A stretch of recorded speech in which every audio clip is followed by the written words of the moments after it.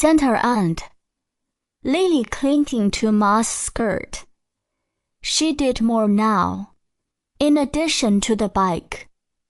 A song and dance turn. In a piping falsetto, she quivered, "Starlight, star bright." She was spoiled by the ladies, the wives of the officers stationed in those out-of-the-way holes. She played with smart children, was taken for drives, had her social successes, chocolates, sweets, kisses, and the lady gave her such a pretty dress, his Lily. Pa burst with delighted pride to see her treated like that, and Ma, bringing the train to a dead stop amid the great African silence near a field of Indian corn in which the children played. Hide and seek, or else there were locusts. Locusts that thick, right. Inside the carriages, Lily would tie them by the leg and flip, flap, lively now, jump. But funniest of all was the caravan. She couldn't remember where, in the tail, or thereabouts. Wagons with 10 yoke of oxen. They climbed up endless, winding roads. The men shot at birds and prospected for diamonds. Here stranded. Go to Mexico. So much a week. Such and such a turn. Teach the child. Cert. Lily never alluded to Mexico afterward without shaking with anger. My, too. Listen to her, how badly they treated her in Mexico. Worse than a Dago. Too. Tell the truth, it was hot. And Lily, already tired by those long journeys. In varying climates, Lily would have preferred to do nothing and to continue to lead her careless life as a playful filly. But no, poor Lily was caught by the hind leg and was nowhere. Clifton admired him less and less.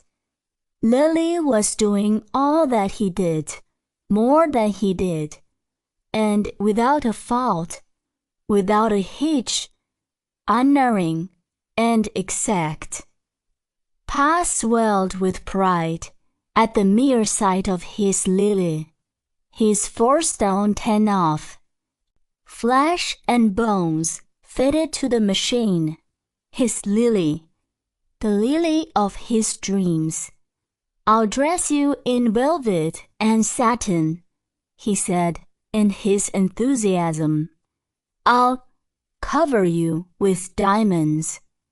Pa, thanks to his indomitable energy, had made something of his Lily, a real artiste at last. Hema, but Mrs. Clifton, with her nose bent over her work, pretended not to see, obstinately went on cutting out, patching, sewing her tomboy's bloomers. Lily longed for Trampy. At night, Pa ran from theater to theater, from 14th Street, where they lodged, to 23rd Street, took the elevator to 58th Street, to 125th Street. All theaters at which Lily would have triumphed but for those dirty Dagos, and the things that were served up to the public. They managed later on, lost in that huge London, with no money and a child to feed. Her vanity was wounded as well. She had dreamed of dazzling her sister-in-law, making them all burst with jealousy over the splendid engagement at the castle. And now everything was slipping from their hands on the very day of their arrival, and there was nothing for them but to sit at home and keep quiet. But Pa, the next day, tore through London like one possessed, grinding his teeth and clenching his fists. Blinky Whiz, Fortic, fell fast asleep before the end of the meal. Pal was delighted, and he confided her to Trampy more and more, with orders not to spare. Smackings in case of need. Eh, Lily? Eh? As for him, he had business to do, letters to write, great schemes in his head. For instance, he must try to get permission for Lily to appear in the States. Time for a cigar, I guess, said Trampy, as soon as Clifton was gone. Work stopped abruptly. A tumbler's carpet rolled up in a corner. Cover her with diamonds, and she went on to tell him stories like a little schoolgirl who has read a book or two. India, two eyes glittering in the dark. Ghee, an elephant she had known. Little birds which she had kept in a cage in Natal, and kangaroos. The lion who stands up on his hind legs when he's angry, and the tiger who lies down flat, and parrots, and starry nights in Africa, stars that big, and storms, waves miles high, and successes at Gampur, and in Chicago, where she shared. Families, brothers, sisters, troops, troops, troops, or else stars by themselves. Bests, uniques, a female impersonator, a green-eyed boy who wagged his hips like the very devil, and took off the girls. Poland, a Warsaw Jewess, a red-headed, over-scented beauty who did the Parisian, and ever so many others, and Lily, so slender and frail, was the pet of them all. They called her their pretty baby, their _petticherry_, and with their painted mugs, kissed her full on the underage Justice Act, Frisco. What? Why? Because of former scandals, it appeared. Martello and Eb Maria. What had he, a British subject, to do with those Diegos who spoiled the profession? Growled Pa.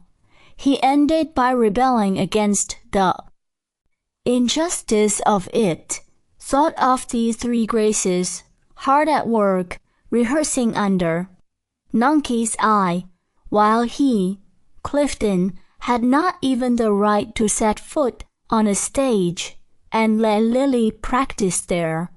To work, damn it. And he locked her up all day in her room, doing her. Set to work, with vim and vigor. Learned a few tricks on his bike, taught his wife the business in less than no time. And Lily's first memories as a 4-year-old were.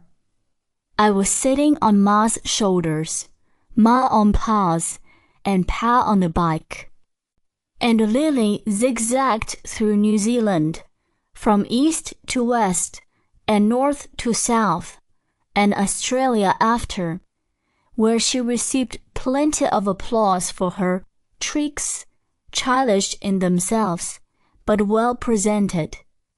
Her triumphant path wound among tinsel bottles containing paper, tugging at ropes, a bell for dinner, a whistle for the show, and, as soon as the show was over, to bed, and off.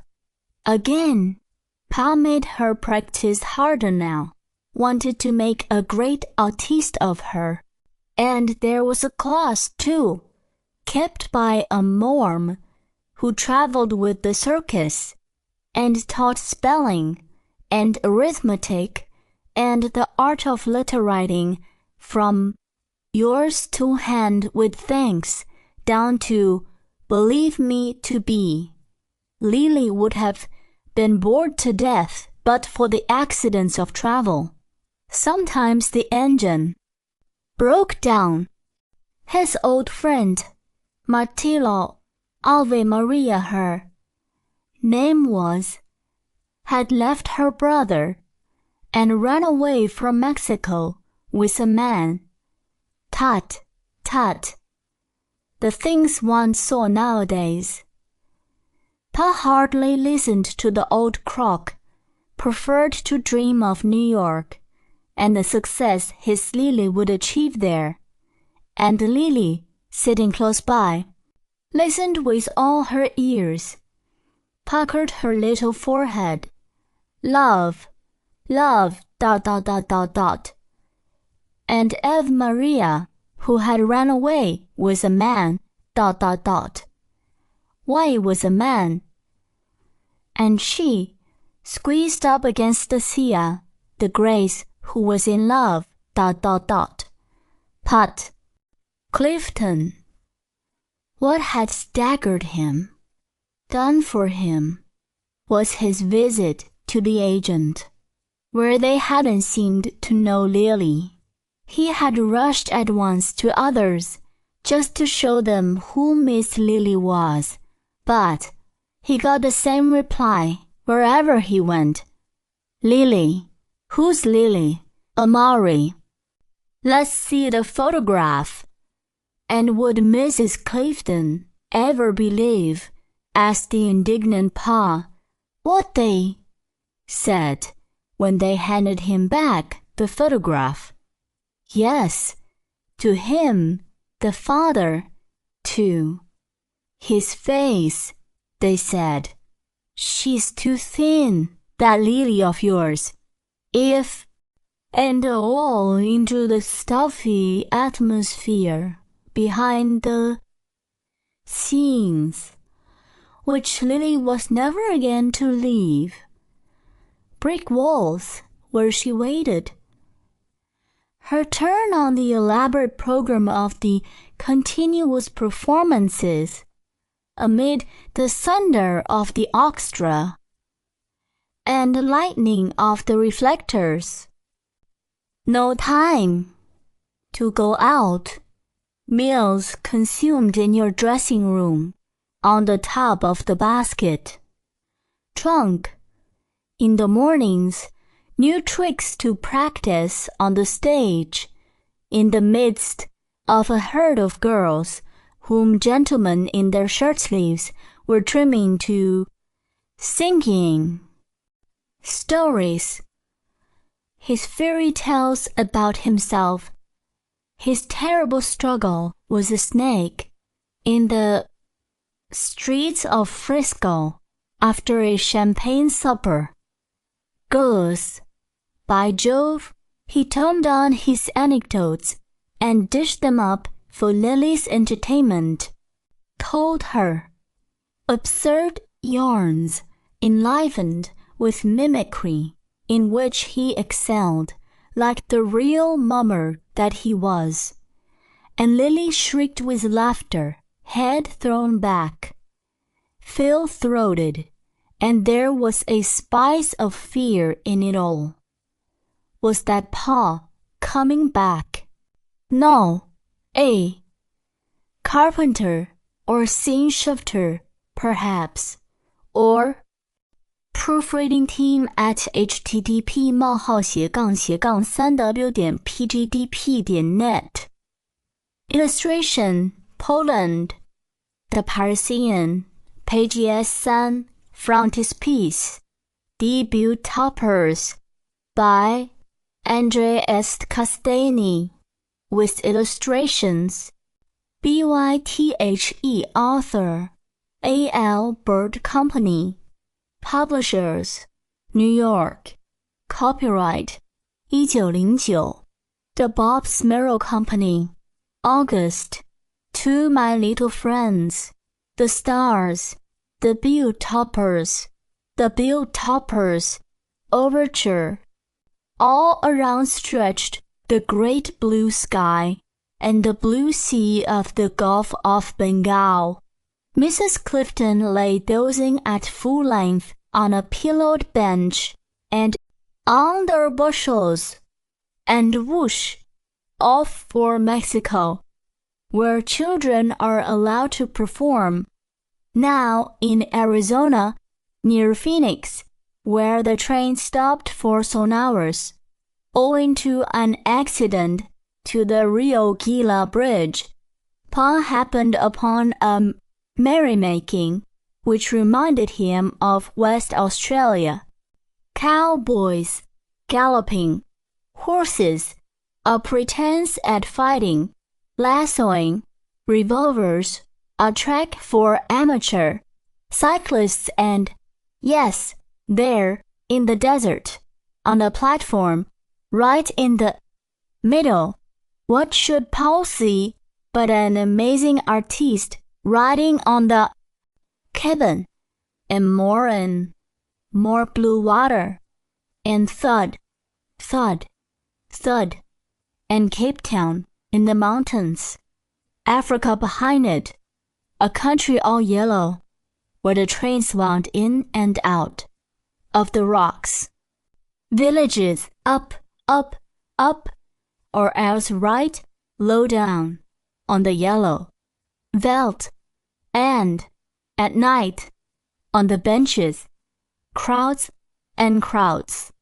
Immediately after, the show came sleep, troubled by the jolting of the train, and the circus was always there next day, on the right or on the left, with its Chinamen, and its niggers driving stakes, or its back wheel with the other in the air, and such twirls, and the boys shouted to him, "Hello, Champy!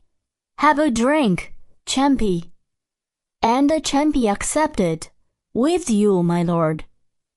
"As soon as I've done, my lord." And off he wheeled, head on the saddle, feet in the air, whistling underscore Yankee. Doodle! It was impossible. Pa rubbed his eyes. What? Was this what they did in the States in the desert? And he who had hoped was Lily ... Why, damn it! Lily knew nothing. He himself, her manager, knew less than nothing. Risible tremble of fear, and if she slipped on her wire, the fellow snarled as if to bite her in the foot, pinched her black and blue, restored her balance with a blow of the belt, shook the supports to make her fall just to see.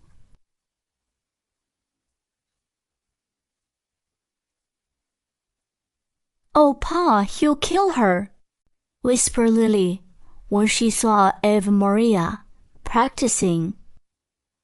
"It's none of our damned business," replied Pa curtly. Martello's evil example ended by catching hold of Pa. That's how our titties were formed. Damn it. And at the thought of the time. A dressing room with 3 girls who, when they were undressed, were all over mossies, just like men. She liked the bike well enough, but those falls, oh, damn it. That little monkey has seen everything in her time, thought Jimmy, the electrician, and he mused upon the numberless things which she had seen, the countries, the cities, and all that she would yet see in her life as a wandering star, while he would remain walled up in his cabin with his nose to the switchboard and the steamer, upon whom their fortune depended. And Ma, too, was vexed when Lily missed a trick on their stage.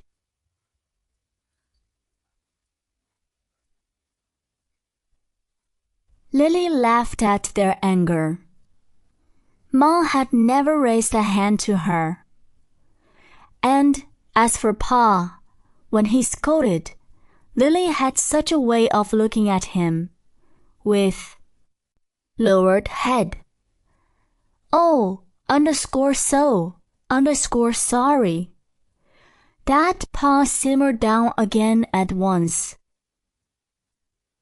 Lily, a regular tenter, shut up freely, grew up a real tomboy, went a bit too far.